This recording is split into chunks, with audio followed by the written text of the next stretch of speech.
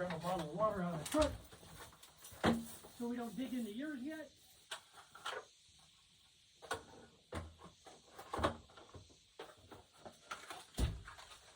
YouTube, what it do, man? Honey Gang, what it do? Welcome back to the channel. Need my hat.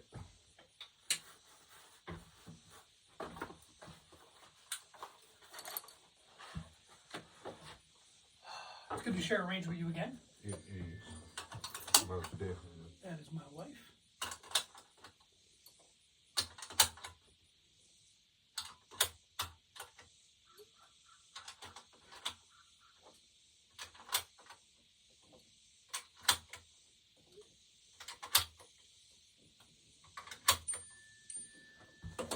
Matt says he's never seen that dog before. Yeah, he was ways down the road. I don't even know how he caught up to me. Speed demon dog. So, what made you choose Scar Heavy L? The last time we were here, I didn't have this. Okay. But I did have the 17, the Scar 17, and I'm just a fan of FN. So that's a good answer. This was, as far as rifle wise, this was my little dream rifle.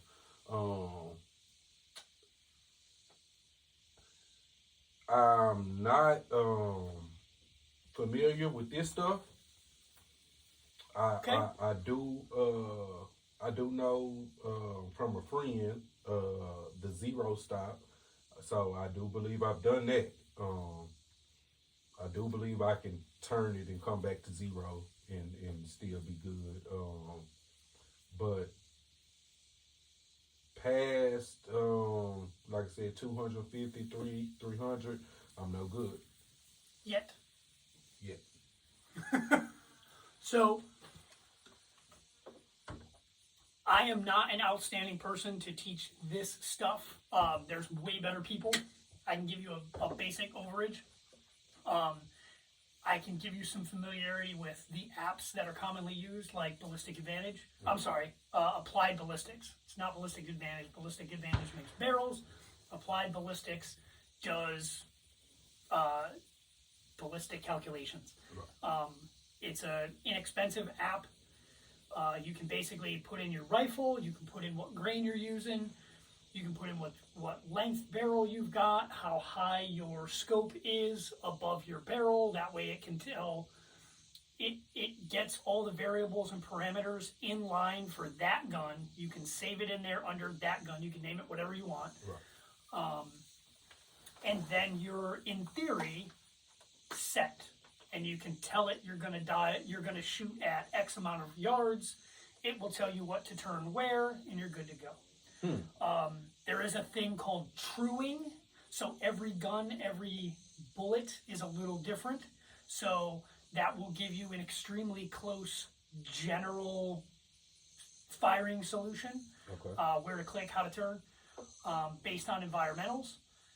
And what you'll do is called truing it or tuning it to your gun, your specifications, and that will get you closer. For what I do, knuckle dragging and just shoot, like I'm not a sniper, like that's not my thing. But I do shoot competition, and I do have the opportunity to shoot long, so it's enough for me to be on steel and be somewhat competitive. There's Hornaday makes their route. They make an app that's free. Applied Ballistics makes one. I think the general app is free, but I think it's like $20 or $30 for a year. For what I do, it's totally worth spending $30. After that, it gets you really close, and it helps you dial the solutions in. With those scopes, are you familiar with the term parallax? Yes. Okay. Yes. Rough definition of that is just the focus knob on the side of the thing. The idea behind parallax is just like looking through a set of binoculars or a camera, you have to focus it in. With a camera, you're focusing on visually what you're looking at. With a parallax knob, you're focusing it to what the distance you're expected to see at, and you're trying to make both your reticle and the image crisp. Right. If one is out of whack, you get like a focal shift, kind of like when you have a glass of water and you stick a straw in it and you look at it sideways, it looks like the straw is broken. Right. So you get that refraction of what you're looking at. Does that make sense? That makes perfect sense. That was a great example. So that's that's the easiest, like, dumb version of how that parallax knob, like, refers to what you're doing. Again, there's way better people than me to explain this stuff, and their articulations are far better. So, question. Are you able to use the app that you were talking about in the competitions that you were mentioning? Yes. Oh, okay. I was going to say, because it sounds like cheating. A little bit cheating, but it's also, you're trying to be competitive in a finite time. So you'll have X amount of targets and you have X amount of time to do it. Right. If the shooter is expected to sit down and like do the physical math and do the calculations and know everything, It would take too long. It would take too long, and then if that guy takes 3 minutes to do it, this guy takes 5 minutes to do it, the next, like, you'll just get competitors piling up, and it takes too long. So you have to kind of set some kind of parameters, and that's one of those things. Okay. However, sometimes you go somewhere and there's no signal. I did a competition in Marfa where my longest shot was going to be 1,040 yards. Thankfully, they gave us a distance list of each station, like what the target distances were going to be. So I was able to sit down the night before the competition and put it all in there and screenshot each call sheet or each shot sheet for that.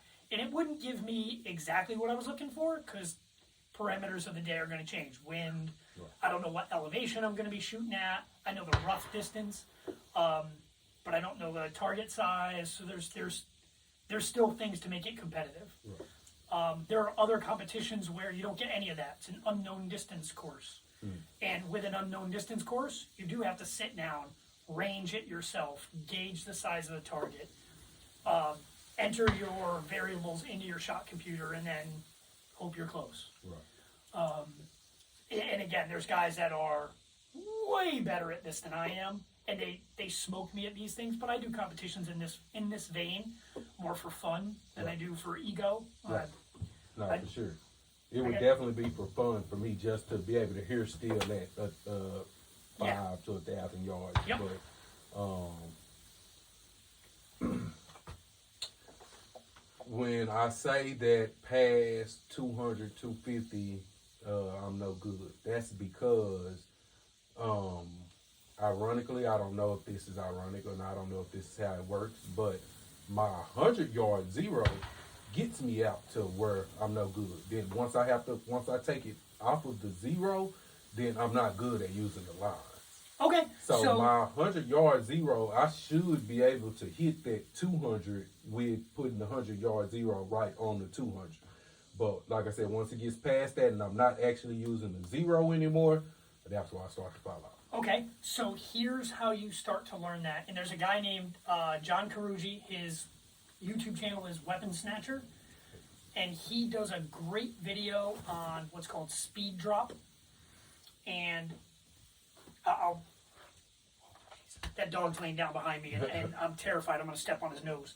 So let's pretend this is your target at 100 yards. We know the physical size. We know the physical width. It's a pretty calm day until... in an hour it'll get windy, but I'm aiming right here at the G on this. I think that's G. Oh, that's an R. I don't have my glasses on and I'm old. So I'm aiming at this R. I put my crosshairs there, squeeze my shot. The bullet crawls in, slam! I hit right in that open space of the R. My zero is perfect. So I take this target and I go out to 200 yards. Same physical size, same physical width. I aim right here.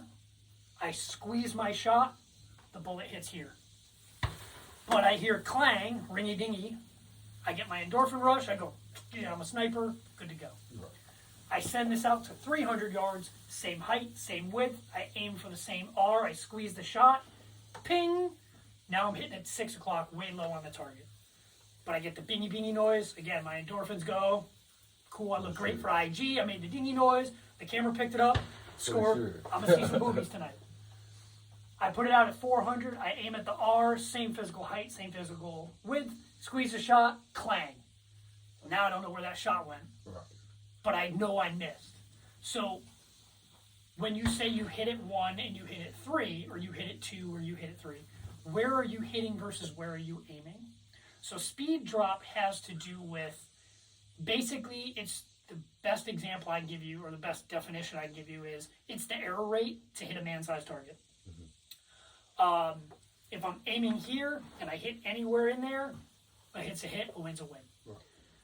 But if I need to hit here because he's behind, he's got something in front of him, and I squeeze the shot, and now I'm hitting him in the belly button, but his belly button is behind here, that's a miss. Right. It should have been a hit, but not everybody stands out in the open. Right.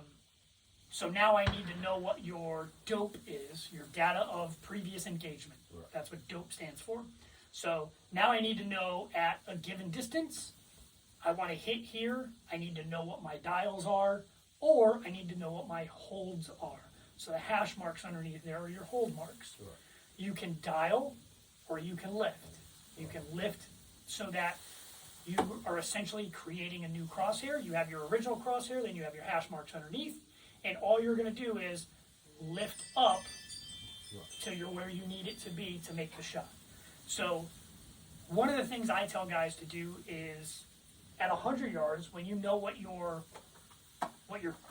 dead nuts is within reason, you know, we breathe, we make little adjustments. So if your shot group is a 3 MOA, do you know what MOA is? Minute of angle. Roger that, minutes of angle. So a good gun will shoot 1 to 1.5 MOA. So at 100 yards, a 1-inch group is 1 MOA because there's a 1-inch deviation at 100 yards. Right. Real quick before Sure. while that's on my mind. That's another thing. I could hit 100 all day long. The grouping, Okay. it's not that where they be doing, you know, it was in a Touching and- right. Yeah, it's never that ever.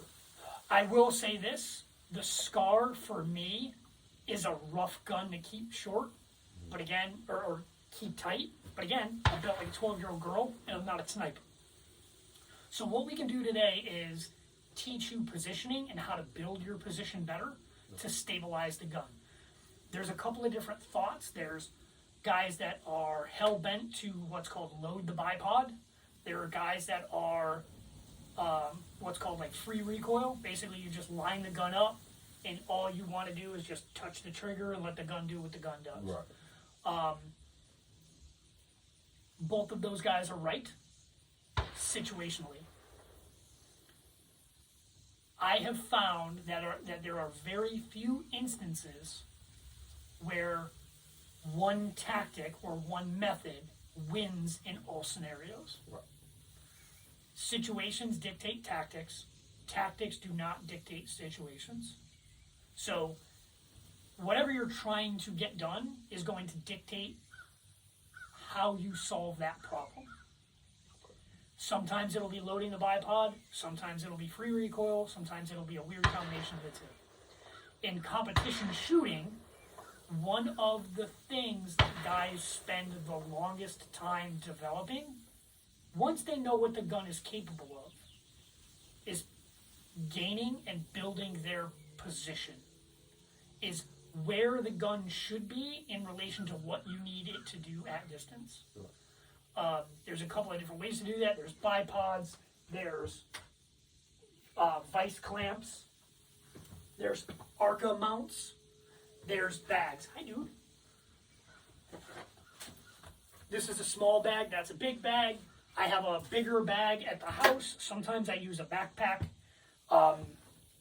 That backpack over there, like usually that's the bag that I wear during competition. There's usually a jacket in there, spare ammo, tools, my sight stuff, and anything I don't want to have in my hands other than the gun.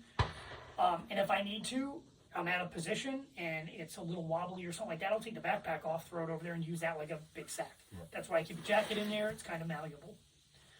But one of the most important things is how to build that position. I got a buddy of mine, when he shoots, he wants to put the gun dead level against his shoulder. He doesn't want to have to squat. He doesn't want to have to be on his toes. He wants to have his toes pointed in, his knees in. He wants to be rigid. He wants to get behind it. He wants to stabilize the bipod and squeeze his shot. It doesn't always work like that. Sometimes the bipod's going to be too short, or sometimes it's going to be too high, and you have to be able to work that. Sometimes you're shooting off a barricade. Right. It might be shaped like this bench. It might be shaped like some old lady's horse. You know, it could be, who knows. And the best positional shooters I know don't look at the station. They look at the shape, and they think, I need to get as many points of contact on the gun, and I need to get as many positions as I can solid. So they'll look at the shape, and then they'll form their solution based on that. If you want, that's what we can work on today. Okay. Why don't you? Let me see if I can Sure. get that out there. I'm not on zero.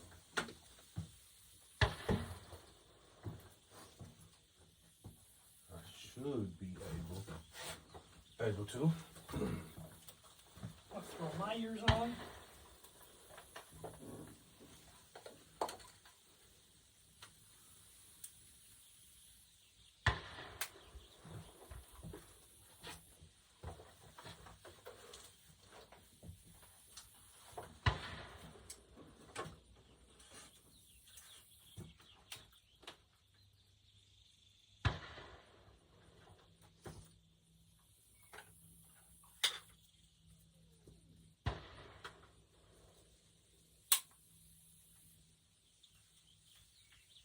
Okay.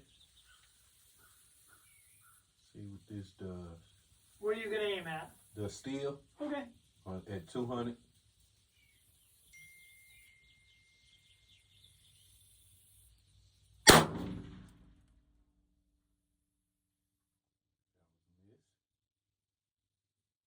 I forgot you had a muzzle brake on there, and my teeth just chattered. Oh yeah, I'm gonna forgive move me. my skinny ass back I'm some. not suppressed. It's all right. One more, see what it does.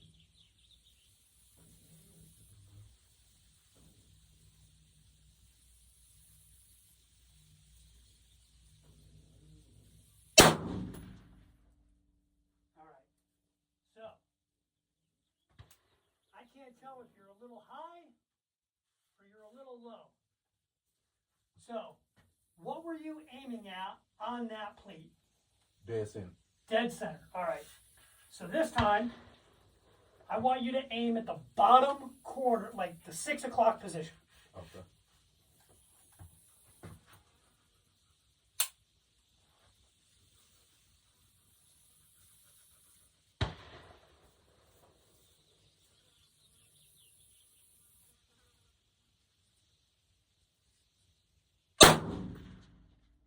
Okay. That went just under it, but pretty close. Right, I seen that one. I didn't see the first two, but I seen that one. So this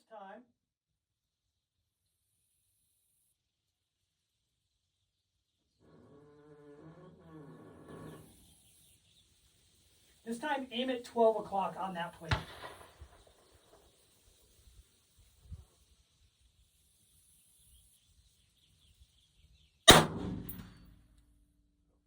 we go. Hit.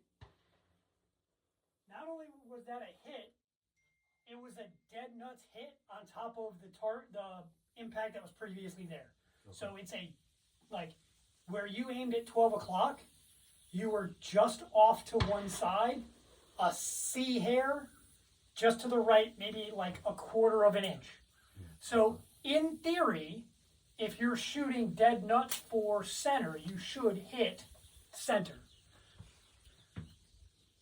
Remember, just like using a handgun, this is what did it look like, what did it feel like, and what happened. Right. So what did your sight picture look like? What did the recoil of the gun feel like? What did your trigger pull feel like?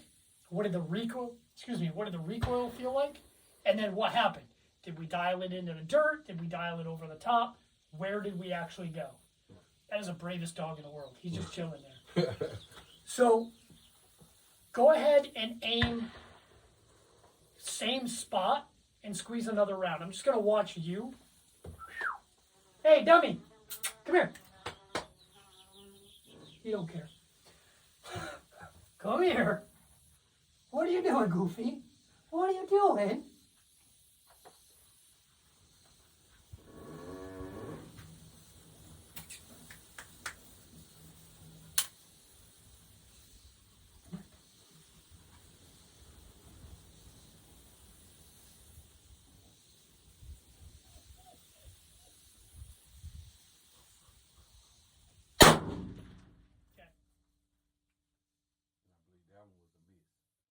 So, go ahead and put it on safe. Remember trigger fundamentals. Everything right here is slow and precise. We're not speed shooting. We're not competition shooting yet. We're not shooting for time. Right. Everything right now can be nice and easy. So, when you squeezed that shot, you're getting on it and off. Like you come in, you're super easy on it, easy on it, easy on it, bang. And when you let go fast, you inadvertently jerk a gun. Okay. You just can't help it. It's not you, it's humanity. So get back on it, and this time press that trigger straight to the rear and hold it. The idea is to try and hang on to the gun and keep it where you want it to be.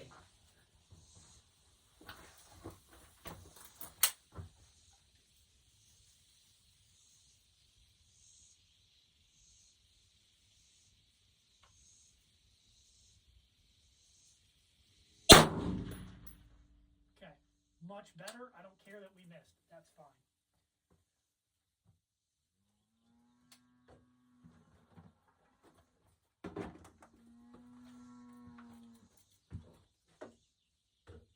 When we're building our position,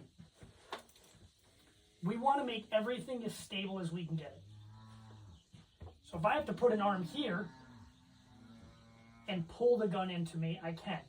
So what that kind of looks like is, right here, you've got a firm handle on the front of the gun and you're pulling the gun into you. That's fine, it's good, it works, and it's a very stable way to do it. I'm going to jump sides here real quick just so you can see. What you'll see some guys do, and it doesn't work for everybody, and it doesn't work in every position, is you'll see a guy, his hand will be on, he can work his safety, he can work his shot, and he'll come underneath. And that's what that ridge is for. Right. And he'll come in and pull the gun into himself this way. If he needs the gun to go up, he'll make a fist. If he needs the gun to come down, he'll relax his hand a little bit. But this little bit of squeeze and release can raise and lower the gun and give you more stabilization down the line. Some guys will use other tripods to hold on to. That way they can just kind of get behind it. But what you want to do is stabilize this as much as possible. And if you can sit there like that and get your grease on where you want it to be and squeeze, that may help. It may help. It may be uncomfortable as hell for you. Let me try the legs.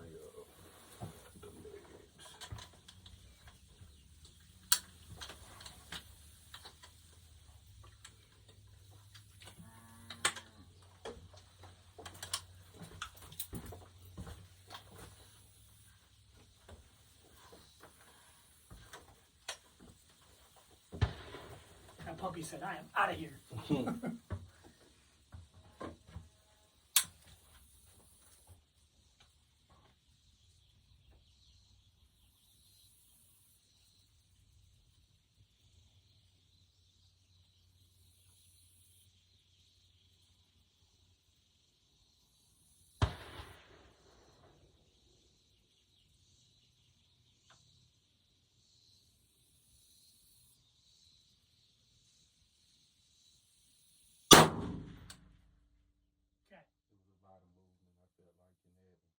Okay, so how do we start minimizing some of that movement?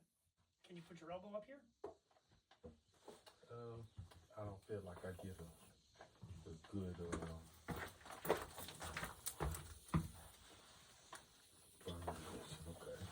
So now you're taking some of the wiggle out of this arm because that arm's trying to do this. So now you're just kind of, go ahead, lift that elbow one more time.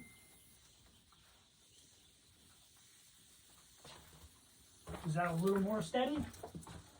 And if it's not, throw the idea away. Don't be afraid to say this ain't working.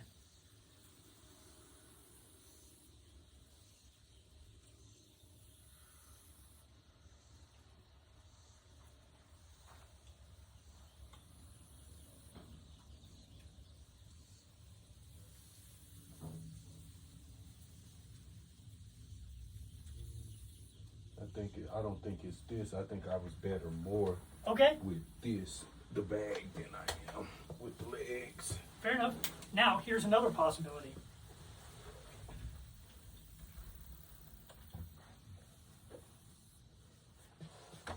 Okay.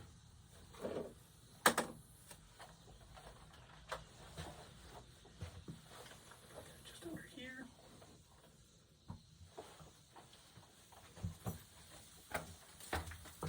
Now bring this arm to here and place your fist here. How does that feel? Is that more stable? Mm-hmm. Okay. And you can move the gun forward or back, however you need it to go.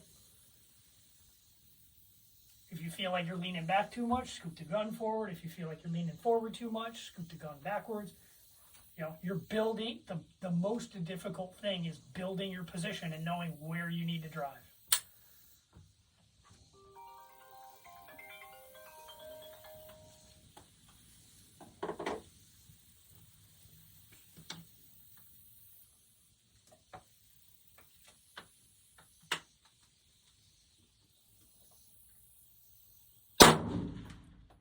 Was that smoother and easier to control?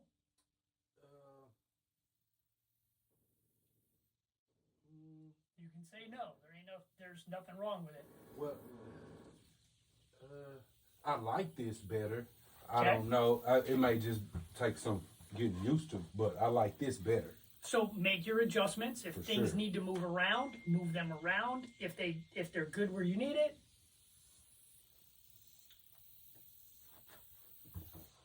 But again, the best guys at this know how to build their position. I know that I need support here. I know where I want it to be. I know what I have on hand. There you go.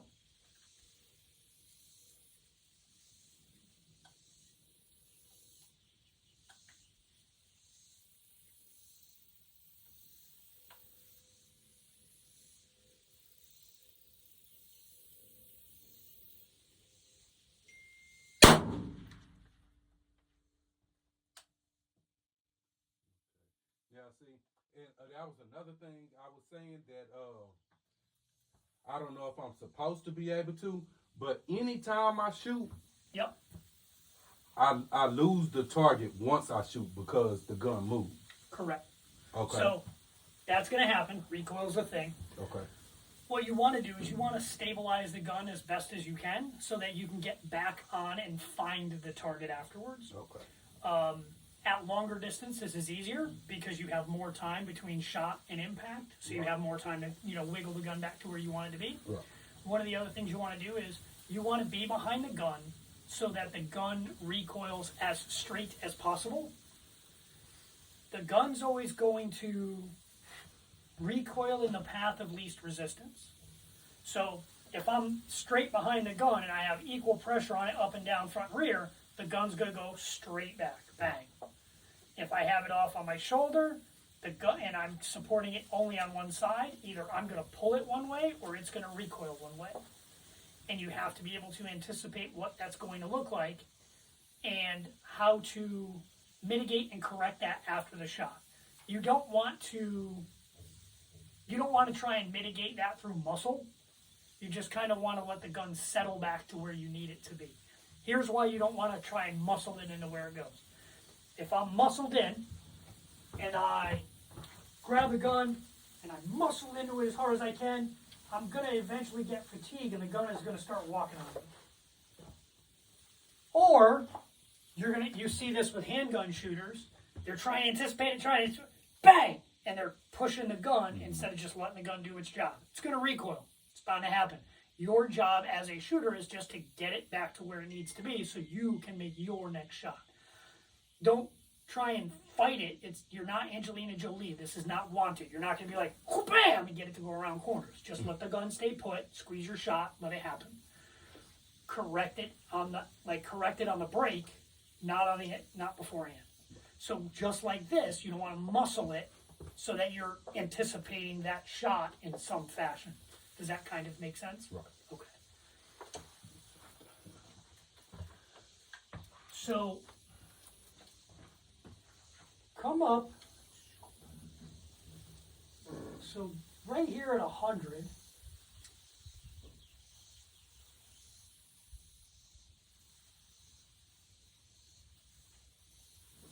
We have a pretty clean target at 100.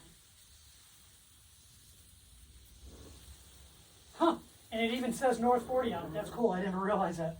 Okay. So right here, we have a 100-yard target with paper on it.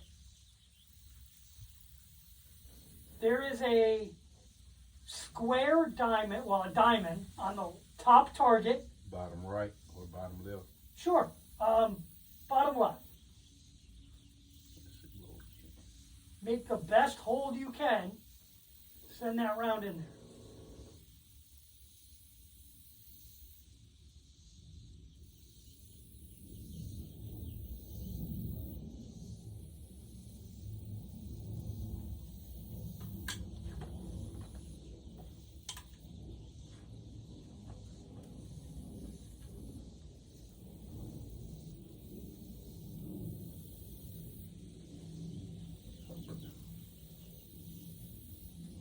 Here we go.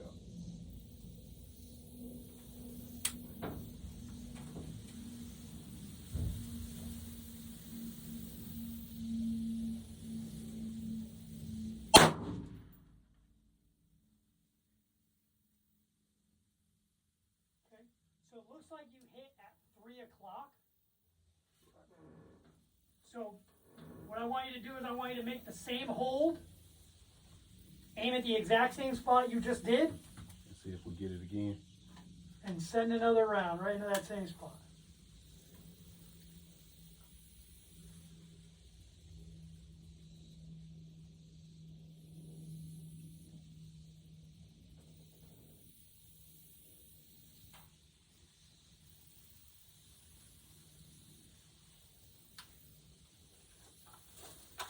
Let's see if we do 10 already. Okay. You see your aiming bottom right or bottom left? Bottom left. Bottom left, okay. Yeah, I seen the 3 o'clock as well. So. Yep. I was like, oh no, did I just call him wrong? Okay,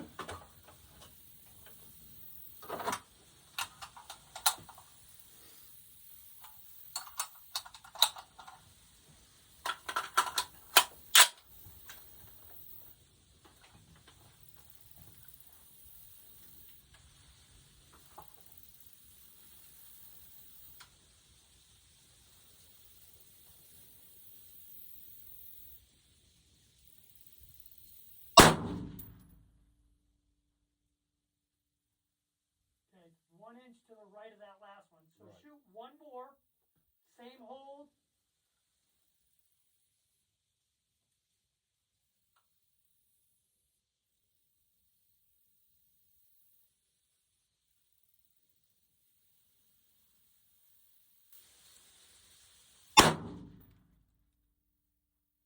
Them in the same box. Yes, it did. All right, so safety on. So right now we know that that gun is shooting 1 MOA because those shots are about an inch apart. Your second and third are damn near touching. Right. But you're 2 inches away from center. Right. So if you had to make that correction, what would it look like?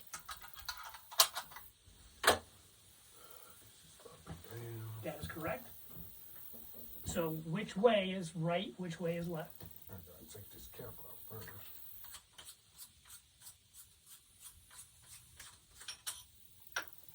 Right is this way, so I need to come back to the left.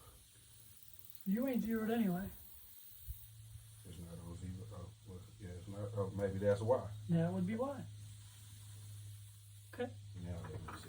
So Cause leave I that think cap off. because we're this gonna- wasn't on 0 as well. I think I was last time. This might have been last time I was shooting. I didn't know. Okay. That's okay. Might have just wasted some time. Let's see. No, we didn't, because we still know where you're hitting. Right. Okay. If we're learning something, we ain't wasting nothing. For sure. Now let's see. What we doing here?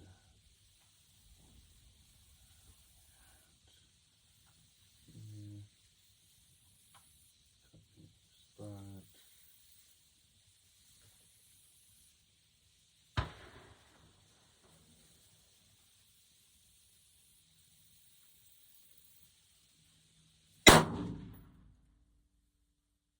Just a tad bit to the left. Okay, squeeze one more.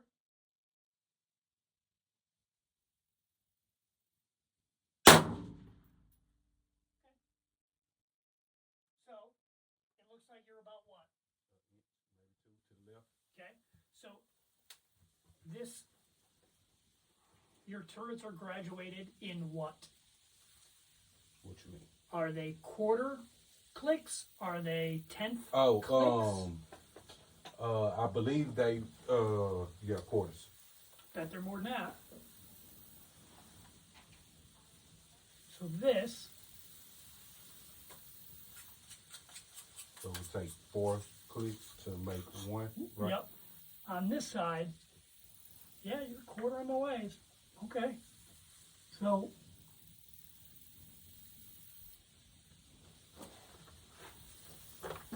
go ahead and dial, leave the cap off for now. Mhm. Hold, use your same hold and squeeze one. See where you go. No adjustments yet. We already made them.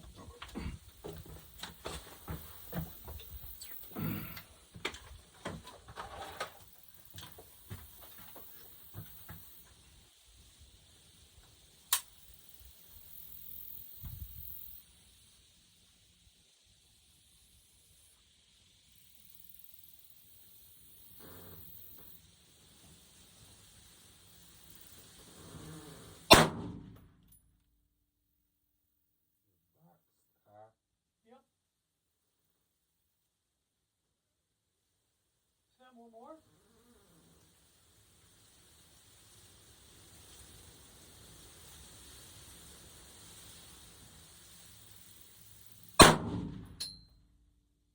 Okay, 4 o'clock. Go ahead, send one more at that same hold. Give yourself all the time in the world. Take a breather. Rest into it.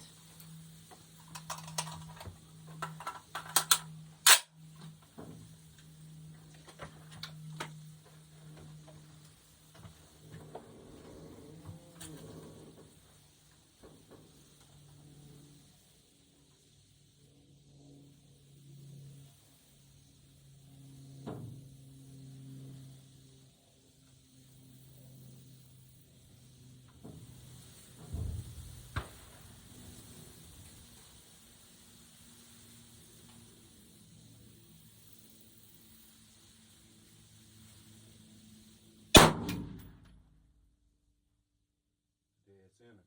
And center. So you're settling in. Go to that 200, aim right at the middle of that thing and send one.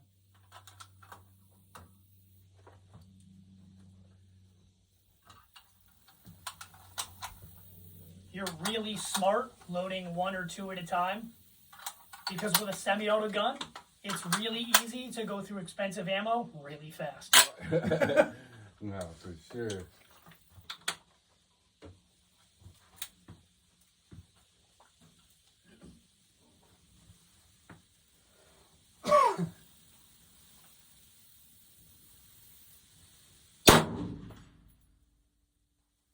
Impact.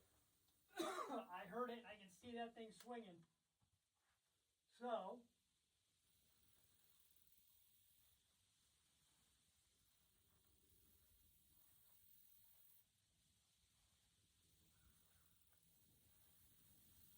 glad we realized these turns weren't right, because I was sitting here telling myself, man, I just told this man I was 0 and could get out to 200, and then I get out here and start missing. But So that's all right. Now you know. So later on, you know that you're going to have to re-zero this turret. okay, All right? Because you're 3 off right now, which is not the end of the friggin' world. okay. So now you have some choices. Now you can start using Kentucky windage, and that just means figuring out which hash marks equate to what at range. Okay. Or you can feel like a Navy SEAL and make the clicky noises with your scope. It's up to you. The trick, and what competition guys will do, is they'll make that decision based on the difficulty of the shot, the size of the target versus the distance. Sometimes you'll see guys spin and hold 0. Sometimes you'll see guys leave it and just elevate and start using their hash marks. There's many schools of thought that argue that back and forth, just like 1911 guys and Glock guys fight. It's Right. You're still putting bullets down range, who cares? Right. And when it comes down to it, it's the guy at the trigger that's making that decision, and it's the guy at the trigger that is accountable for that shot. And who's the guy at this trigger?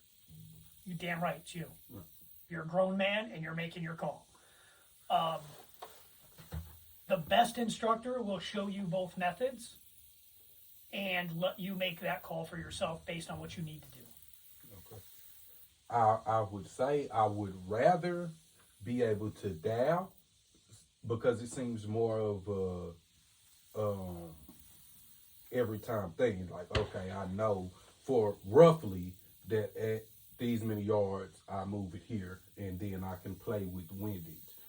So that seems the easiest. Okay? So now you have to start developing your dope card. What guys will do is, especially in the beginning, the bare bones basic way of doing this is to put a target out and have the identical target sitting next to you. And you'll squeeze that shot. And you'll look through the scope and you'll see where that bullet went, and on the target next to you, you go, whoop. And then you'll squeeze the next shot.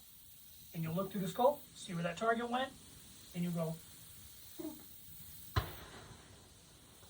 And you'll do that at distance to see what your gun does with no mucking about at what distance.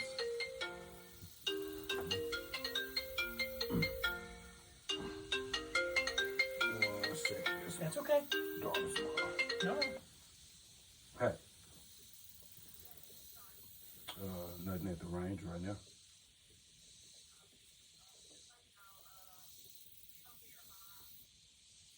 You said at your mom? Oh, okay. I'm in Denison right now. I'm like an hour and a half away.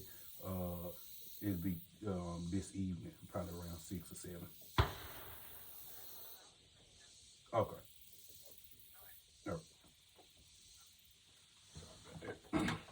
No, don't apologize. If that was my wife or my daughter, I'd be like, yo, I'm busy. Like, don't ever apologize for answering the phone for your family, especially not with me.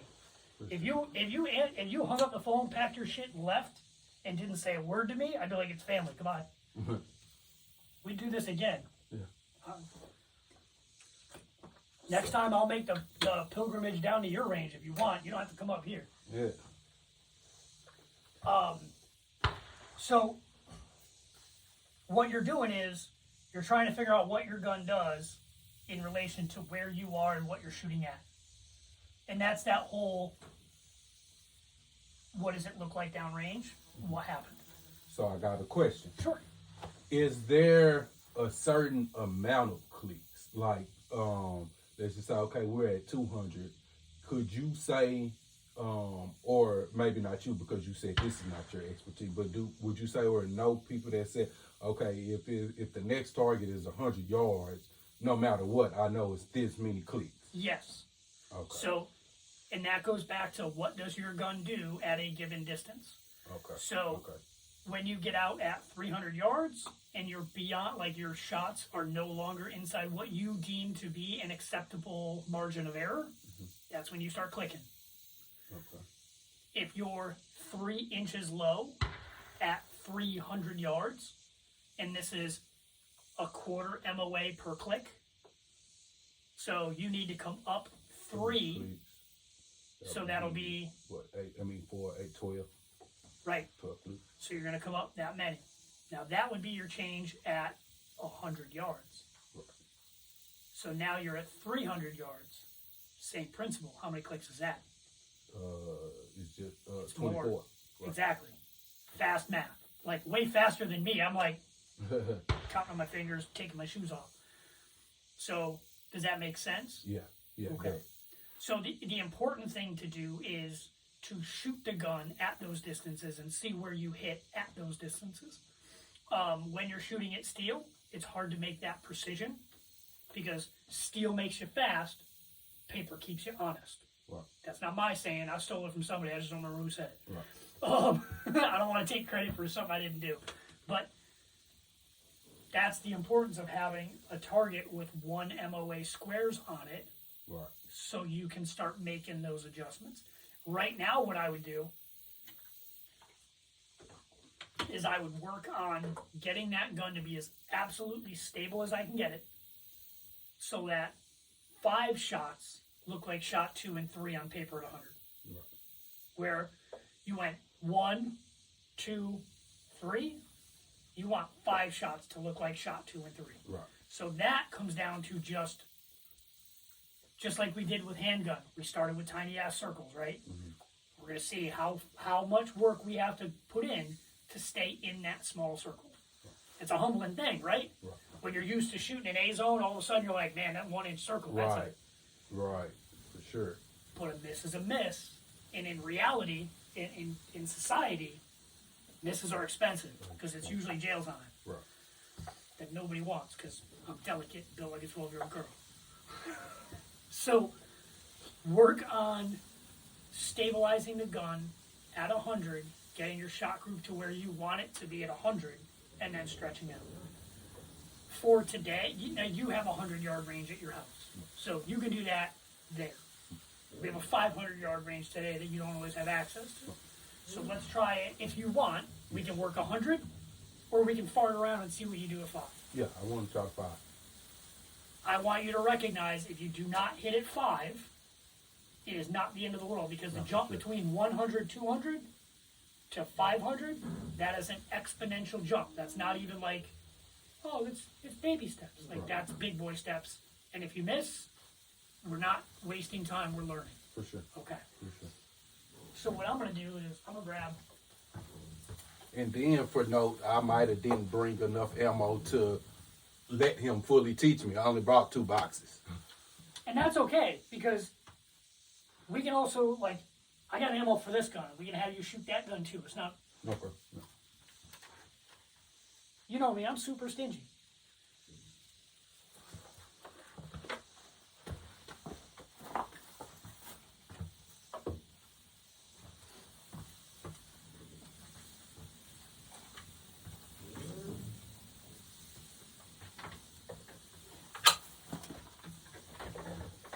Feeling some of that weather coming in.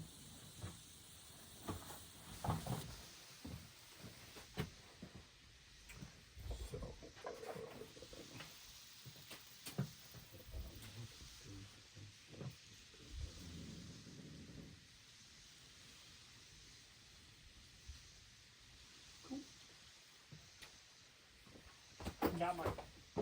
Forgot my plate. I'm a mess today.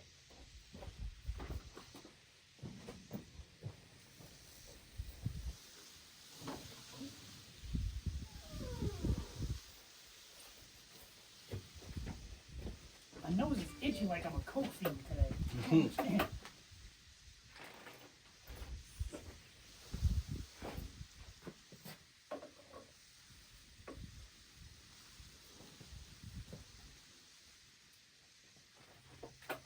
We'll say this, we came in for a nice day. Yes. It's not sweaty hot. No, There's a for slight sure. little breeze.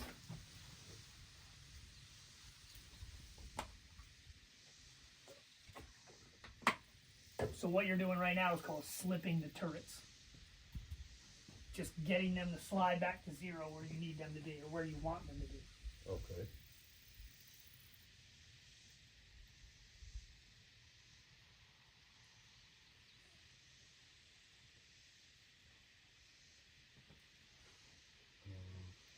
So I was 3. So if I just put this 0 here on this line, then I'm You should be all right. As long as it's not clicking. okay.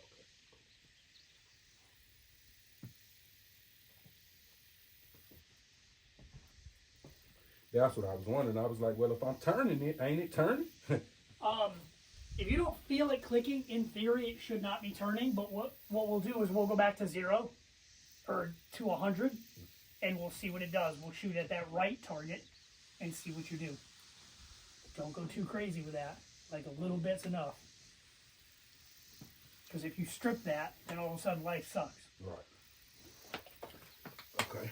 'Cause you spent Night Force money, which means you spent a bunch of it. Hey, and I want to note this, and I'm sure Mr. Robert will attest to this.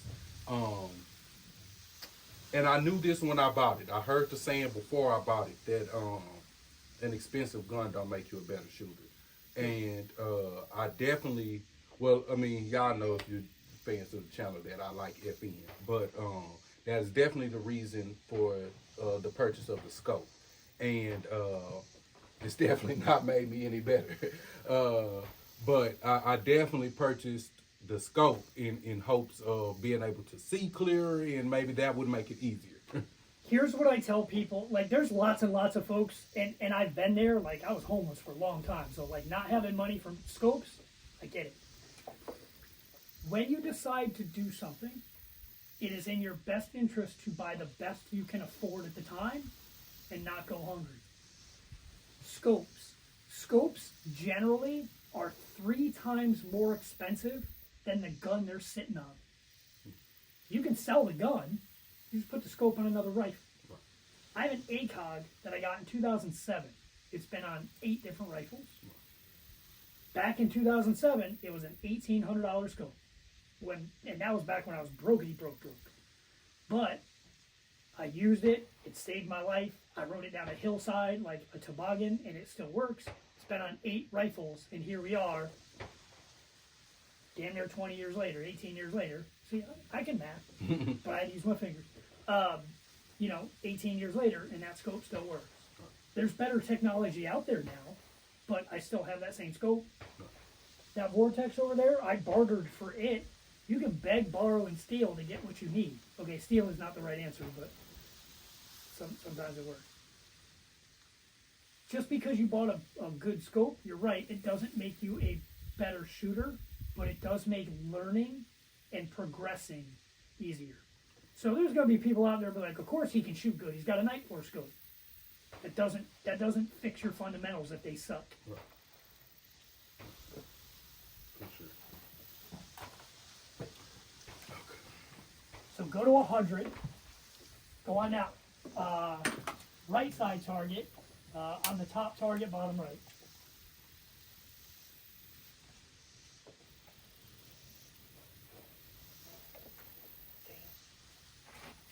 These binoculars are a good example of what I just said. I never wanted to spend money on binoculars, so my wife did. These are hers. Mm-hmm. Man, these things are nice.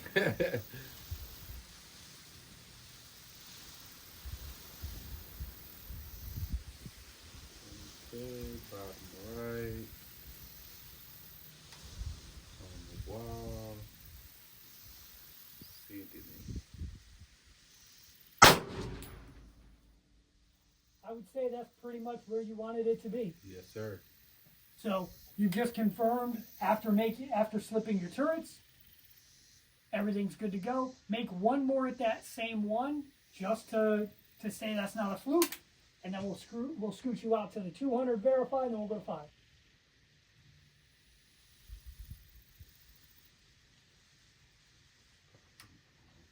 the wall.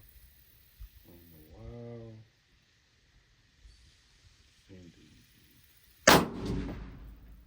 I like it. It's about a half an inch off of that Yeah. first shot, Right. well within the margin of error. I like it. So go ahead and load up, and we'll get you squared away for 2. Put 3 or 4 rounds in there, get you some good ammo. Because at this point, actually, put whatever will go into that magazine. Okay. And here's why. Once you build a stable position, we want to get you into it and keep you in it for as long as possible. So when I do handgun courses, a lot of times I'll have people load up as many mags as they have with 5 rounds. The trick with handgun is getting back on target as quickly and as efficiently as possible. And if you have to keep going through the repetitions of reloading, you're inadvertently coming off target, going back on target. Right. So you get those reps on going back in. With this, we want you to be as precise as we can get you, and once you're there, we don't want to muck with it. We don't want you squeezing a shot, looking over the scope, being, oh, okay. We want you to stay on the scope, see your shot, track where it goes, get yourself back where it needs to be, so you can either call your own shot or be ready with a follow-up if your spotter says no hit.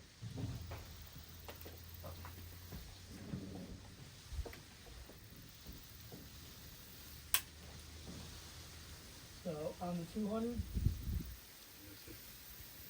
Wow. hit. And that was a very center impact. There was no twist in that target at all. One more.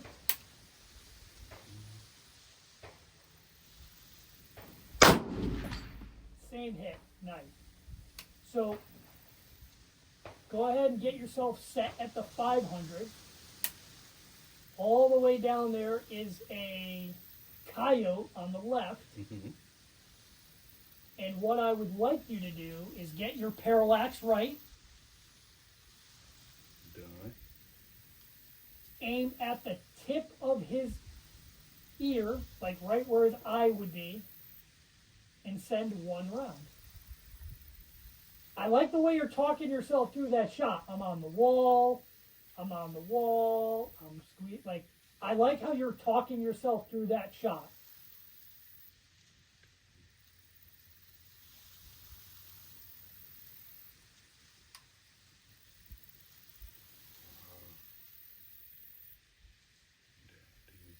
Here. Sending it. Okay, did you see where that impact was? I did. Okay. So, The gun moved. The Nope, scope that's got okay. out my eye. that's okay. This time, there is... Actually, let me poke my head in on your gun for just a quick second. You don't have to move.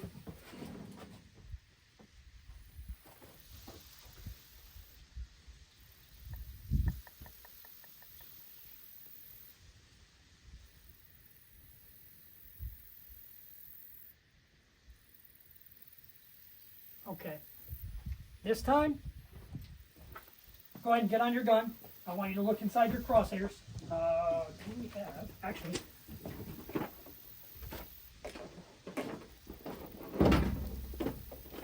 no, okay, not the end of the world. Talk that through later.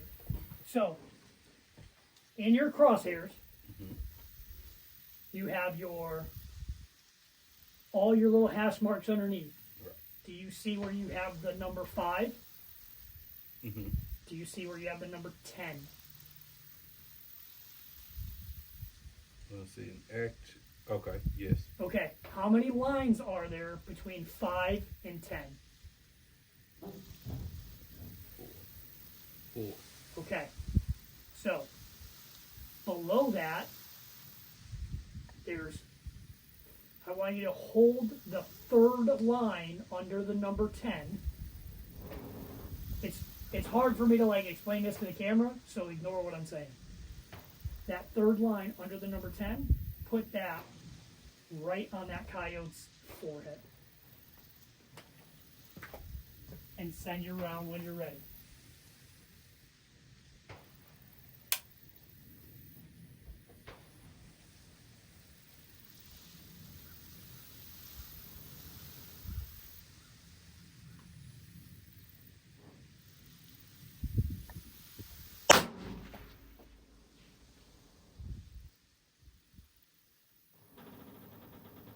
come down just a hair and send one more. Actually, put that line at the 3 o'clock on that red circle that's on the Coyote. Put that line like right on the 3 o'clock position of that circle.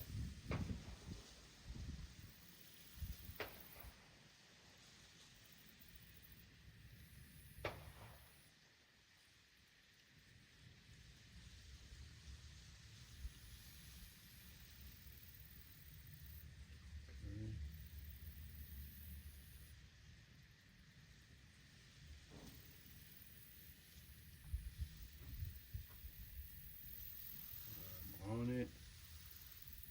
On the wire. Send it.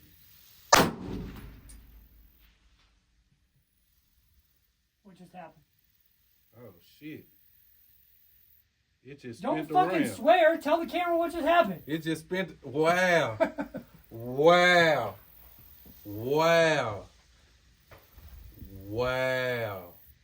It's crazy that you were able to articulate that. That's almost amazing, Mr. Robert. That I didn't do it like I'm not Kreskin. I didn't do any magic. I'm going to show you later how I did that and why it matters. that's phenomenal teaching. That's crazy. So, How did you even guess those numbers? Like I'm gonna start at the 10. How did you even know to start there? okay. So, what did it look like? What did it feel like? And what happened? That's the basis on everything I do. I want you to remember that. So, here's what I would like you to do. Go back to 100. I want you to stay on that exact same bottom right-hand target. Okay. This time, I don't want you to use the crosshair. I want you to use whatever line is right in the middle between your crosshair and the number 5. Okay? So I want you to put that right in the center of that diamond. On the 100. Yep, on the 100.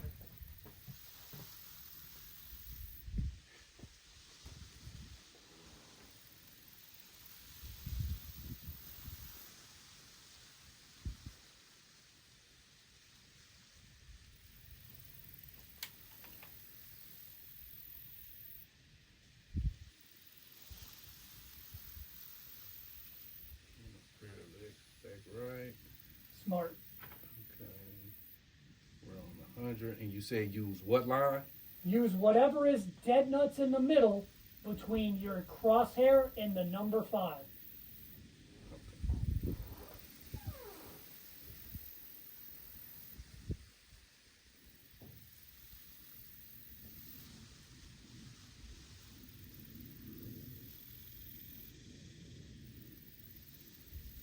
Okay. I'm on target. I'm on the wall. Send it. Send one more, same hold.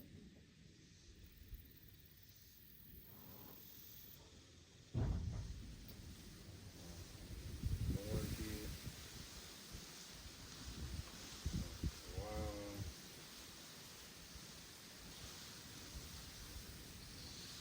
Send it.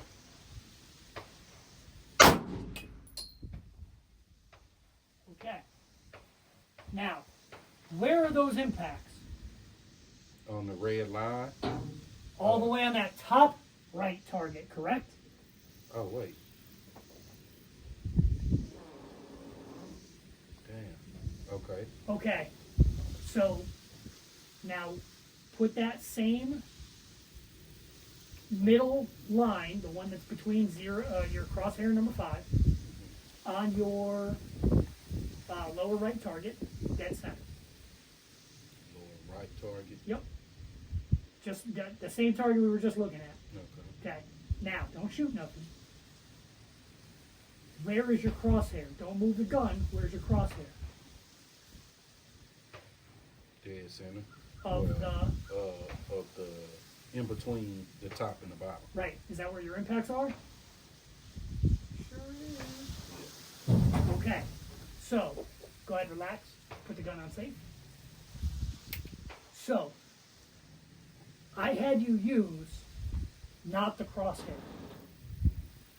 And I had you hold that and squeeze it. So if this is my crosshair, and I'm going to aim at this target, there's my crosshair.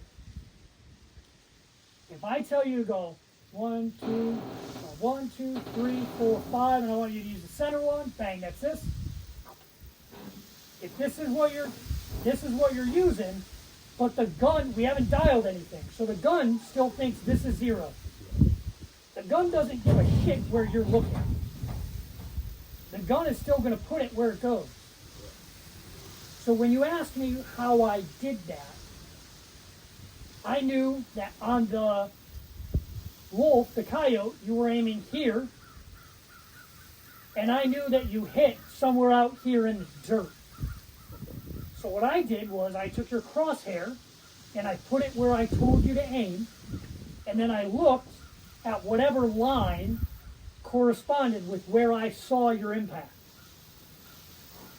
And then I had you move that line to where you needed it to be. That's how I did it. There's no magic there, it's observation. That's it. Does that make sense as to what I did? Yes. So you can use your reticle to measure. Now let's pretend that the red line you just hit is where your crosshair was. But let's pretend all your bullets went into that bottom target. You can measure that the same way. If I'm aiming here and all my shots are here, then I line it up. Okay, that's where my crosshair should be. That's where my impacts are going. That's what my hold should be if I want to hit that. Right. Okay. So now all I do is I just line that up and that's where I go. Right. So you're just measuring and then you're reversing it. So if I'm aiming here and hitting here, I'm going to change my aim so that bang to here. Right. If I'm aiming here and my shot is going down low, then I need to aim that much higher so my shot comes in where I need it to be. Does that kind of make sense? No, for sure. That's how I math. That's how I teach through observation. That way, it doesn't matter what reticle is in that gun. It could, like, your reticle and my reticle, way different. That reticle and the reticle on my little 1X up top, way different. But now, if I can observe where the impact is, and I know where you aimed, I can look through your scope, make my math, make my observation, and I can articulate that to you.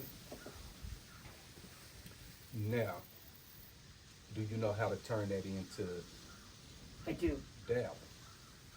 So now, if I look through that scope, and I can see what that, you have to know what your dial is in relation to what your reticle says. So if it says 5, 10, 15, 20, does that equate to the numbers here? 5, 10, 15, 20? Or does it relate to the clicks in the thing? I believe it stands for what we're looking at. Oh, okay. But I would have to shoot that and actually read the owner's manual to know.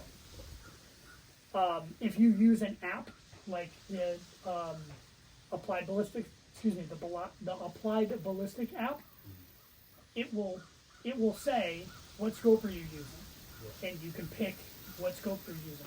It will allow you to pick which reticle is in that scope based on what the manufacturer said. The Applied Ballistics app is very, very, very, very well used. Most like high-level ELR guys, extreme long-range shooters, those guys, most of them use that app. It's split down between the Applied Ballistics app and Hornady, or there's one more, and somebody's going to be down in the comments going, it's this, and I'm not like, you win, dude. For sure. But any good app will be able to equate what that looks like based on how your rifle set up. And that's one of the reasons it will ask you what your height over bore is. What does height over bore mean?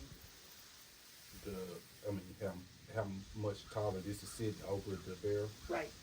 Where is the center of your optic in relation to the center of your bore?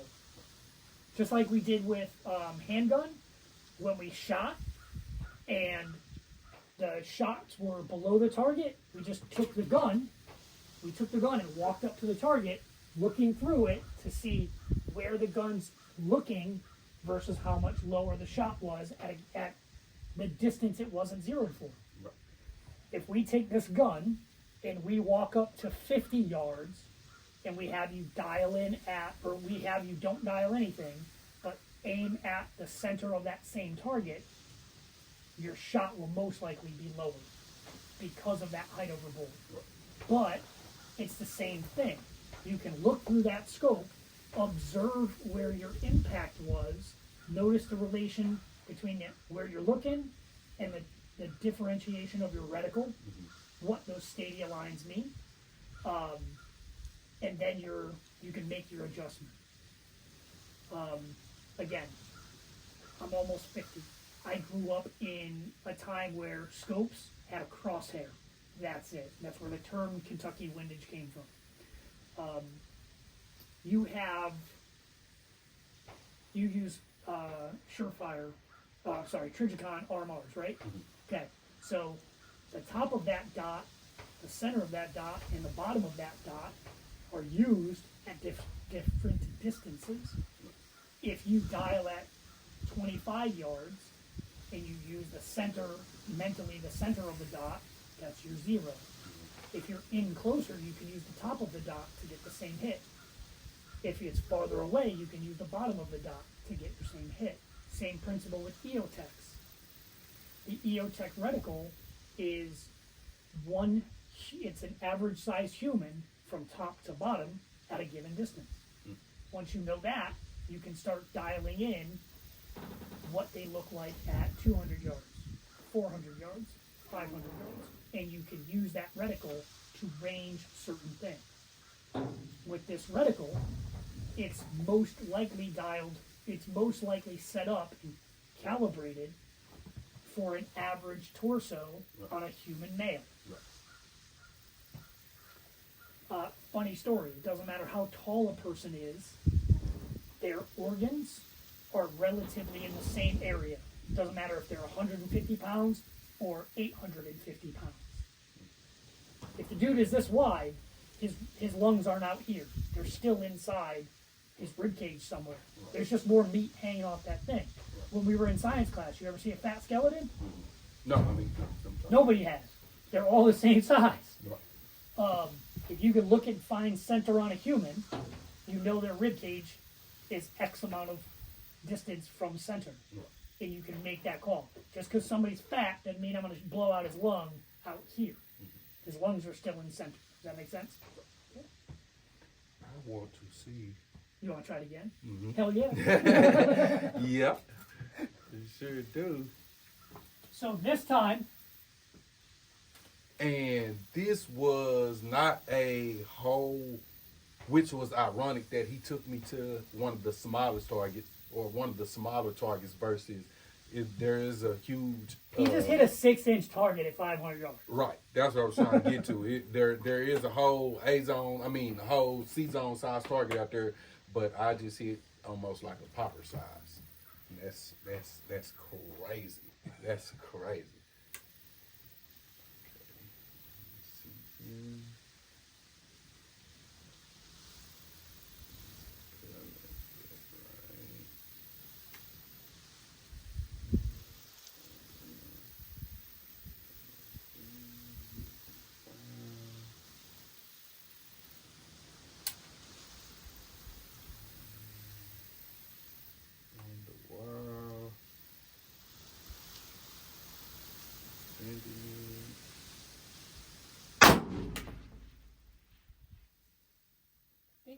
I was aiming at the big one this time. Okay. The A zone. Sure.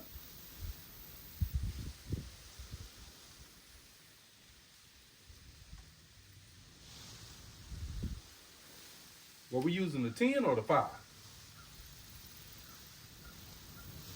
3 lines below the 10. Okay, because Yep, that's that's why I okay. missed, because I was just using the 5. Yep. 3 lines below the 10. Okay. Okay. Here we go. Right in the middle of that target.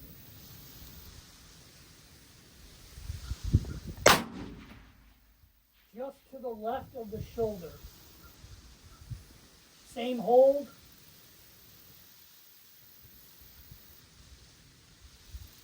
That might have been just a little bit of a wiggle.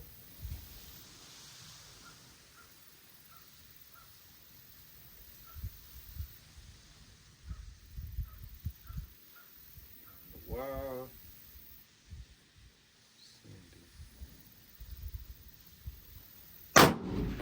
Hit. Center impact. Yes, sir. Yes, sir. Y'all might have been able to hear that one because I heard that one. I didn't hear the little fox, but I heard that one. Yes, sir. I like that. I like that. Now, I was wondering, because see, this took me so long to get that I told myself, because I have the Scar 17 zeroed at 100, did I want to zero this further? No. No. Nope. Okay. 2 reasons. 1, 100 yard is a good zero for most guns. If you're shooting inside of 1500, most guys are zeroed at 100. Okay. Because it's also a very standard zero, and it has the most common input variations in that app or any app you use. So, the Applied Ballistics app, the Hornady app, any of the apps that, or any of the ballistic computers that you utilize, they are updated all the time. And what happens is, every time somebody trues their gun, that's uploaded to the cloud, which is included in the update of that app the next time it's updated. Okay.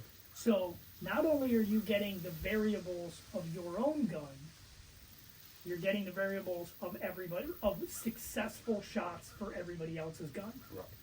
The more input, the more data a program has, the more accurate the algorithm becomes. If you have one guy going, I was successful doing this, you're only ever going to have an algorithm of 1, Right. a sample size of 1. But if you've got 10,000 rednecks all inputting their stuff every day, so be it.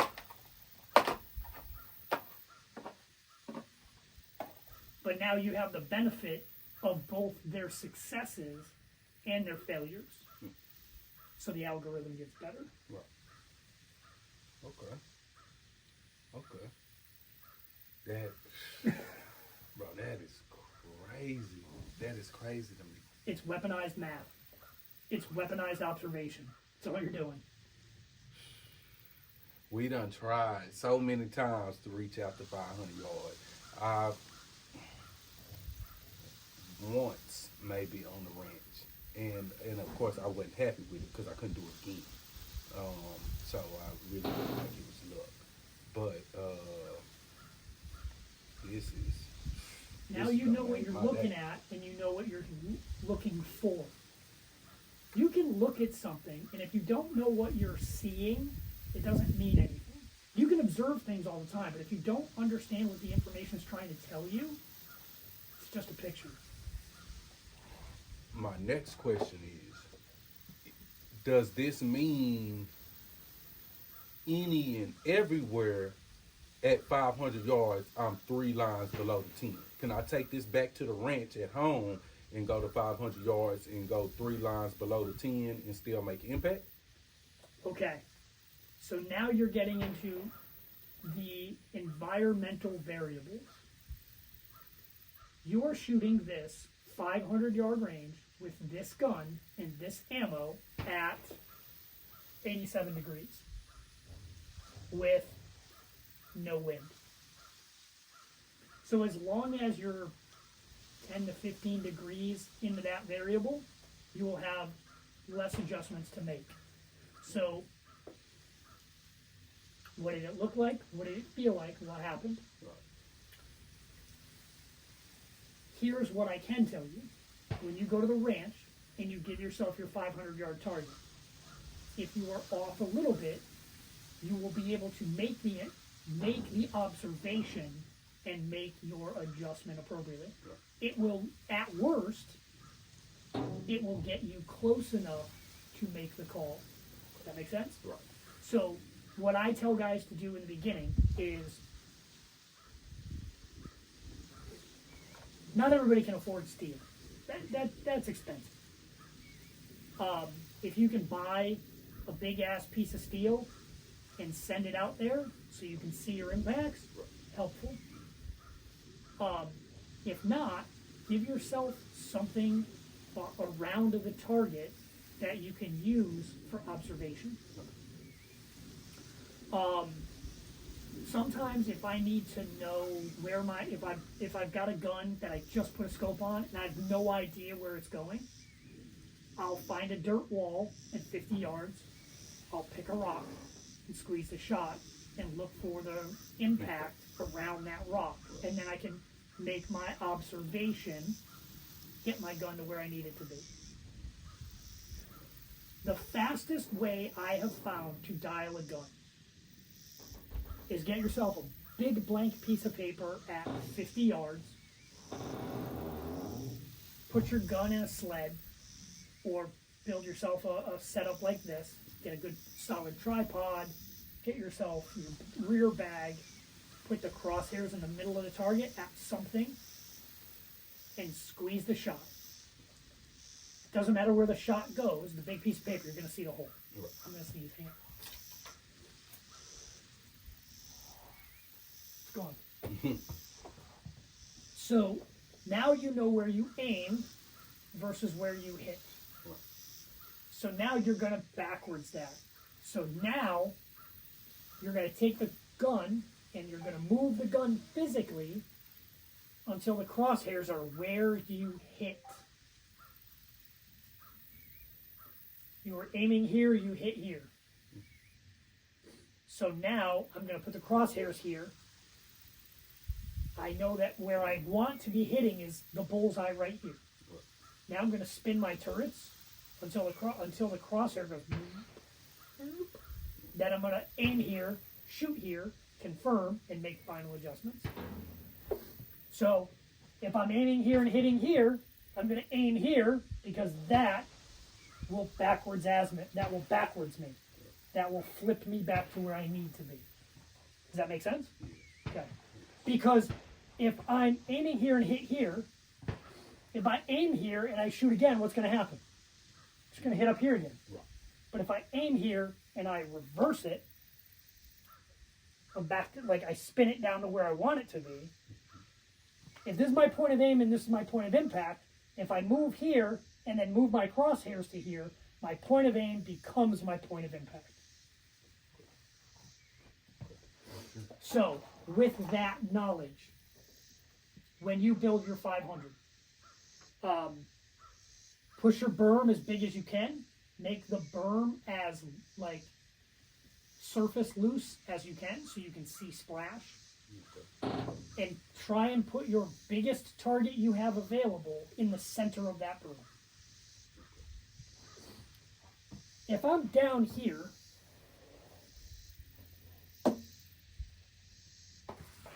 and I pull the trigger and my bullet goes in here somewhere, that's not super helpful to me. If my berm is this high, now I'm down here. Oh, okay, now there's my splash, or here's my splash.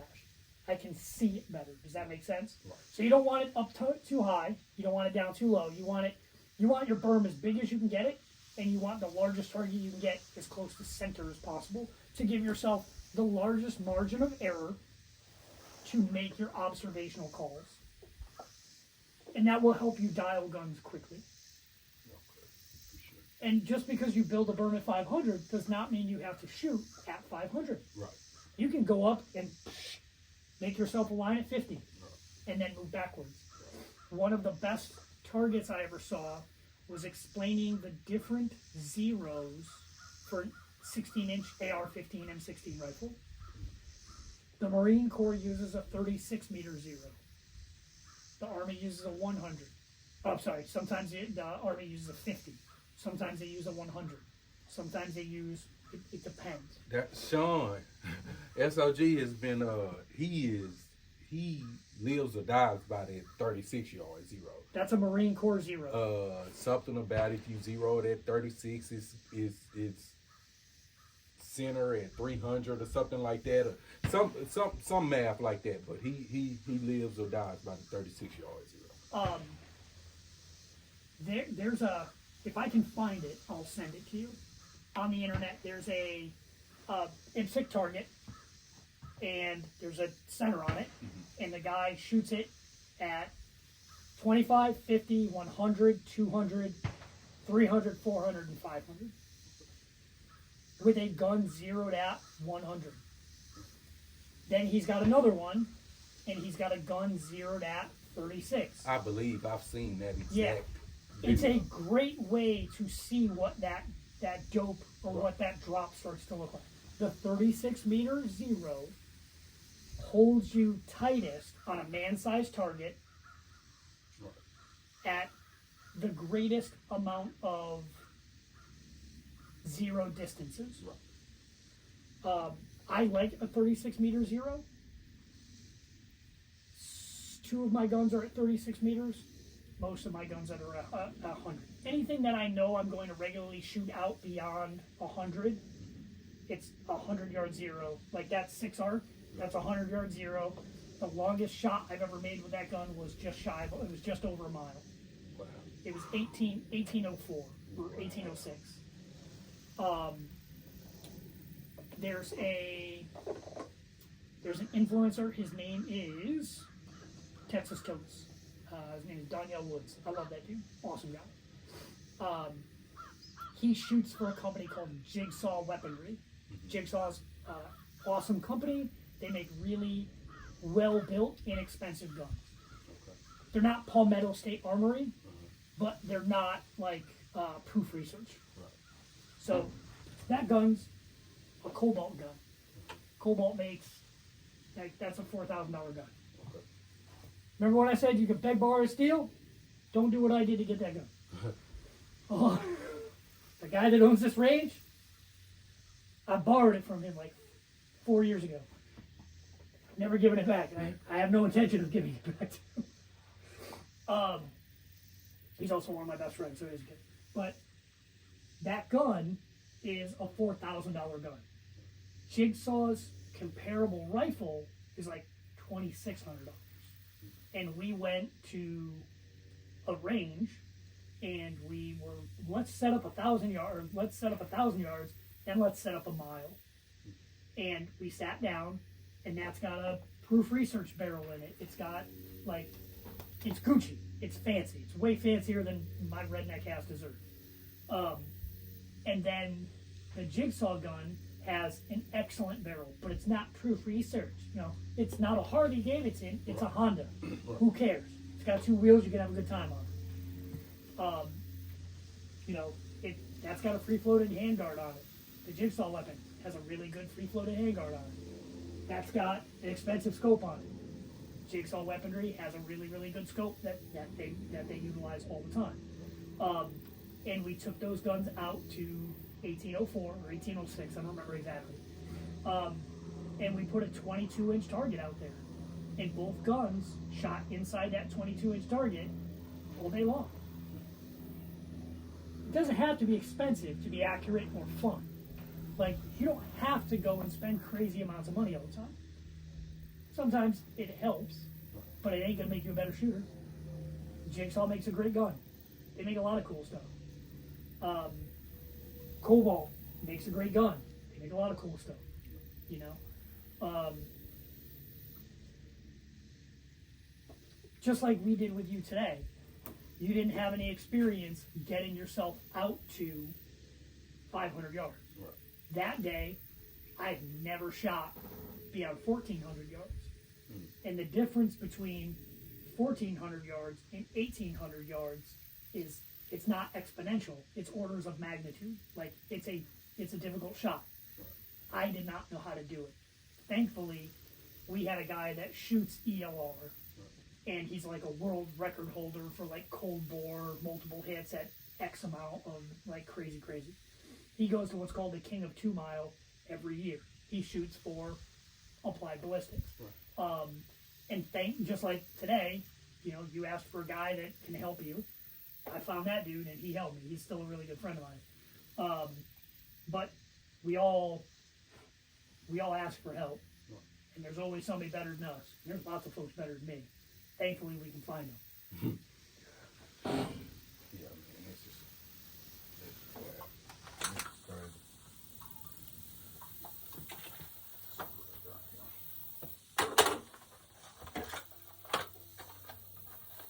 So your bullet is moving at X amount of feet per second. Gravity is trying to pull that bullet down at X amount of velocity. Does that statement make sense? Yes. Okay. So when I drop something, it falls at 32 feet per second. What that means is every 32 feet at every second, it is accelerating. So it starts at 32 feet per second, it gains some momentum, and it falls faster. Another second, it gains another 32 feet, and it goes faster, and it goes faster. Terminal velocity is not the speed with which it kills something. It's the speed with which its mass is going as fast as its gravity will allow it to go. So, if we shoot this gun and we shoot a 5.56 gun and we pull the triggers at the exact same time, the bullets will hit the ground on a dead like let's pretend we're on flat Earth. We're not on a round Earth, we're on flat Earth. So the Earth goes on at a given height forever. If we pull the trigger on both those guns at exactly the same time, kapow, the bullets will hit the dirt at the same time. The difference is the speed at which those bullets are traveling. They will go a certain distance before they make impact. So let's pretend that a 5.56 bullet goes 10 miles an hour. It doesn't. Let's just pretend, make the math easy. So the bullet goes 10 miles an hour, 5.56. 6.5 Creedmoor goes 50 miles an hour. So if we pull the trigger, they come out of the barrel and they immediately start to fall. The difference is the 6.5 Creedmoor is moving a lot faster, so it goes bang, dink. So the Creedmoor will travel further before it makes impact. That's your ballistic arc. So a lot of people will think of the bullet as the bullet does this. It doesn't. It does this. It comes out straight. It doesn't arc. It's coming out straight and it's starting to fall. Where that becomes relevant where people understand where the arc is, when Sean likes the 36 meter zero. So the Army says 50, 200. It's the same zero at 50, the same point of aim at 50 as 200. That's because at 50 yards, the gun is aiming up and it will hit at 50. The bullet is going up. It's traveling in a straight line. It's not elevating and coming down. It's traveling in a straight line. And as it falls and hits, it will hit at 200 at about the same point. Right.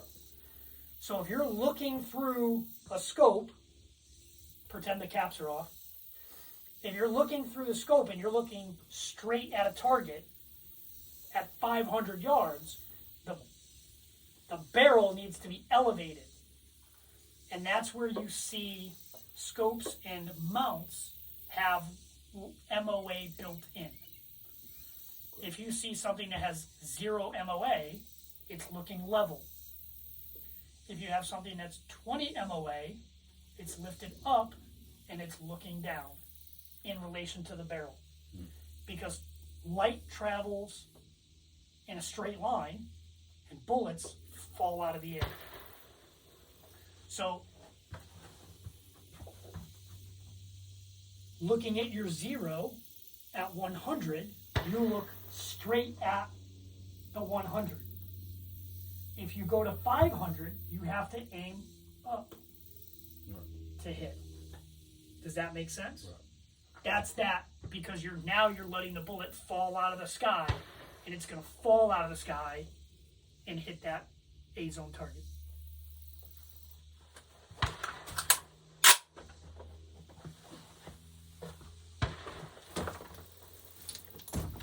I thought this was important. So my phone's on silent. So the only rings that come through are Sarah. It's my wife. Apparently she's playing video games. She's playing the Division because she says Black Tusk at District Union area is effing hard.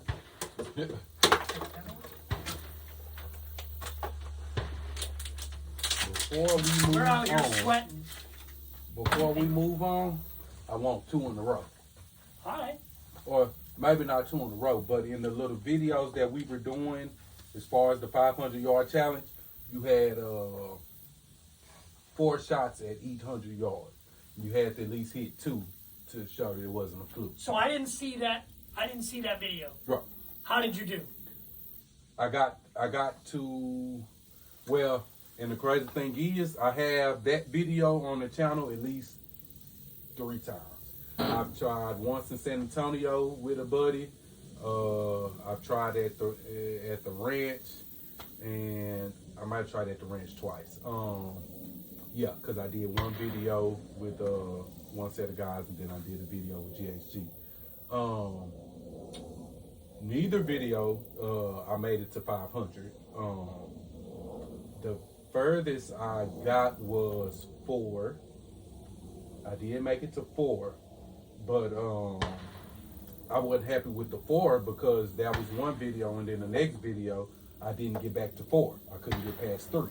Okay. So neither video I made it to 500.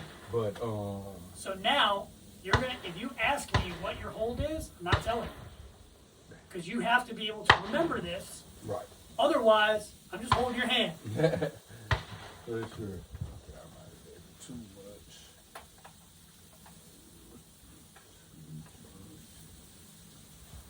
But hustle, this is for you.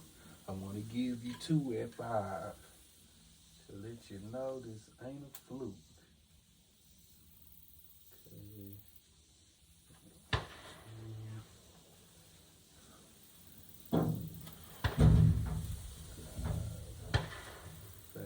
Target. Fix your parallax. Yes, sir. I'm on target. I'm on the wall. Sending it. Do it again. Don't look at me. You saw it. You heard it. There's 1.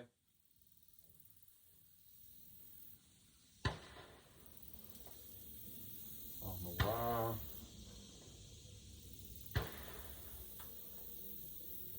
Sending.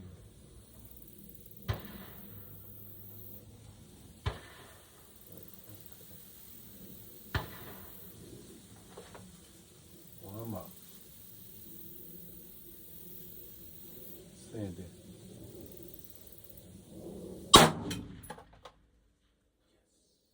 Yes, sir. Do it again. Yes, sir. I like that. Slow down. That was a little low. That's right. So now you know what did your sight picture look like? What did the recoil feel like? You see what happens. Hold the gun. Do it right.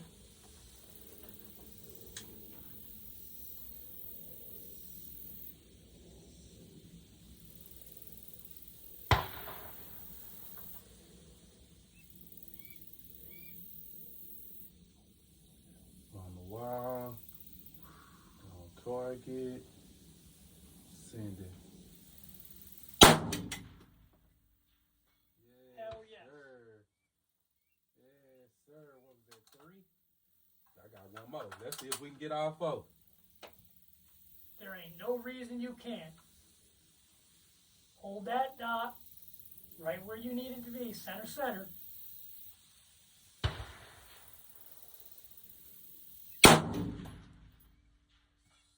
Hit. That was just a little to the right, but that's wind at 500. Right. All right. Yes, sir. That's Here's- 4. Here's what matters. Now remember, at the beginning of this, I was like, I can't get the scar to shoot. You clearly shot better than I did with a scar. Well done. Thank you. But more importantly, like, here in a minute, I want you to take your camera and point it down there. Right. Nah, for sure. So everybody out there watching this recognizes what 500 yards look like. Nah, for Because sure. from here, even if I'm wearing my glass, I can't see that target. I can't either. And when you look at it through the glass, it's still this big. Right. Right. Nah, for sure. But here's what I want. I want you to realize how tight that group actually is. So, your first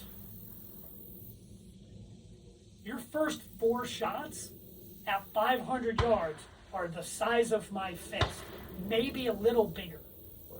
The next 3 rounds are down here, and they're still this far apart. Your last shot is right here at 3 o'clock between the 2 groups, and it's right on the edge of that target. You can tell because when you hit it before, when you hit this upper hit, the target went bang, straight back, bang, straight back.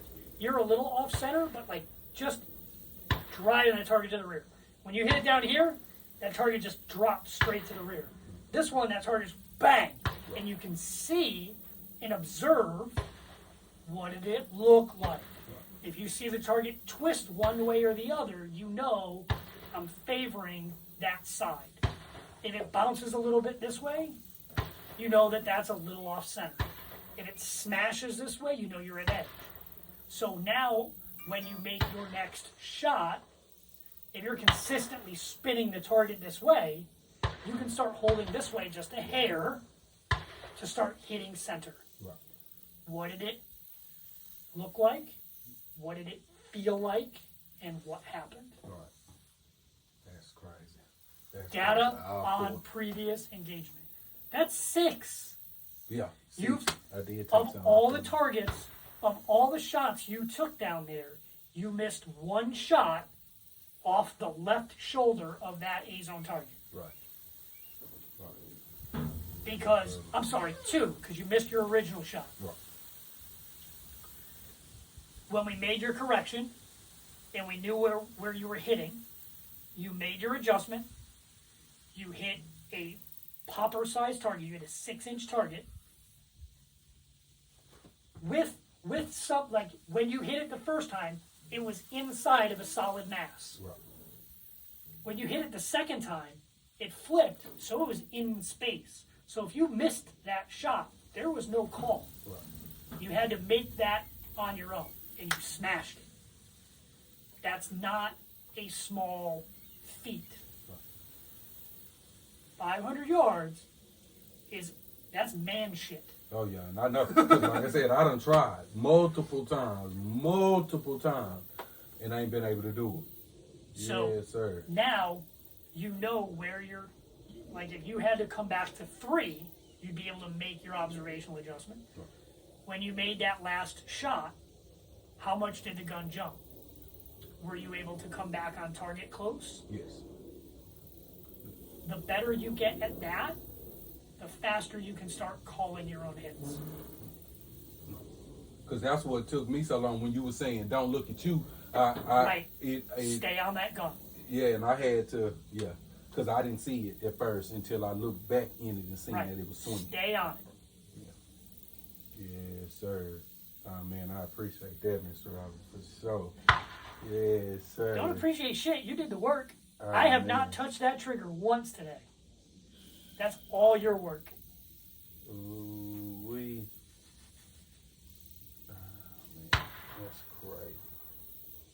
That's why I do what I do. That's crazy. I like to see that face. Yes, sir, because I'm stoked. Oh, man. I can't wait to get back and show Sean.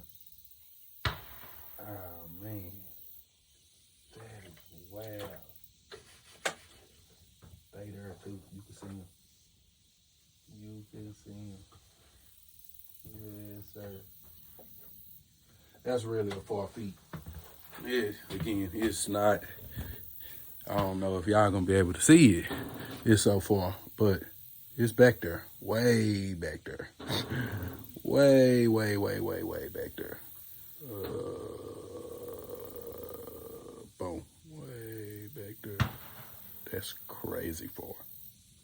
So grab one of you, like, shut everything down, grab one of your cameras. Let's drive down to that target. Yeah, for so sure. you can put your camera right in front of that thing so it makes sense. Right.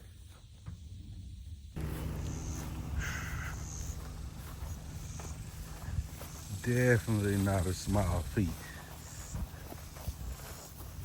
This is the fox. This is the popper. And that is a solid impact. Just want y'all to look back up there. You know, if I can zoom in that far, that is where we were shooting from, way up there. And we are back here. To where we are. And this is the target. So this is your first 4 impacts. And I can only spot 2 of them, which means you dialed in on your previous impacts. These are your last 3 impacts on this target. You hit down here, and then this was that one that just smashes it to the side. Right. And that's how you learn how to read a target. Yes, sir. You did well. That's crazy. Like 500 yards is man shit. Yeah, man, that's crazy. My hits. Yeah, that's wild. That's wild. Yes, sir. Let's throw some paint on that while we're here. That fox. Hit this fox where he was supposed to be hit. 500 yards. Come on, man. Come on.